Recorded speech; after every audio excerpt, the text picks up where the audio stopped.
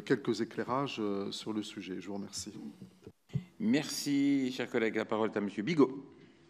Merci, Monsieur le Président.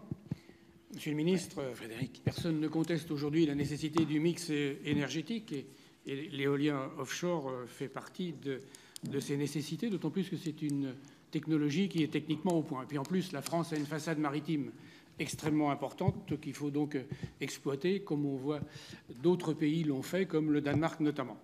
Vous nous avez dit que vous avez fait le choix de maintenir l'activité halieutique tout pendant la durée des travaux. Vous savez que le costard marocain que vous êtes le sait sans doute, le sait sûrement. Beaucoup de questions se posent, notamment au niveau des producteurs et des professionnels.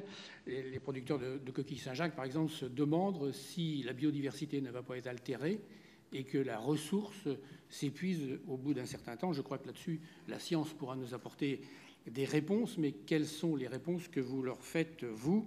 Parce que l'inquiétude est réelle et il faut que nous, les consommateurs, on puisse également leur répondre. Et puis, sur les questions environnementales, vous avez évoqué tout à l'heure la nécessité de travailler en amont avec les populations, notamment sur les façades maritimes. On a vu que pour Saint-Nazaire, il y avait eu quelques hésitations.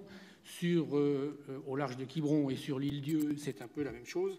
Donc, le travail en amont de concertation avec la population va être extrêmement important, notamment pour les questions environnementales. Je voudrais vous interroger sur une deuxième question sur l'usine marémotrice de la Rance et la capacité de production de ce type d'installation.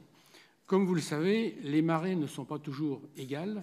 Il y a des fortes amplitudes, des moins fortes amplitudes, donc la production d'électricité n'est pas la même en fonction des marées. C'est un modèle économique qui a été installé en 1966 au temps des Trente Glorieuses, où il fallait l'indépendance de la France, personne ne le conteste. Mais aujourd'hui, le bilan économique, vous le connaissez, Monsieur le Ministre, ce modèle n'a pas été dupliqué. Il avait été envisagé notamment de le dupliquer dans la baie du Mont-Saint-Michel ou ailleurs. Ça n'a pas été fait, tout simplement parce que ça n'est pas rentable, de mon point de vue. Est-ce que vous pouvez nous éclairer sur ce sujet? Merci.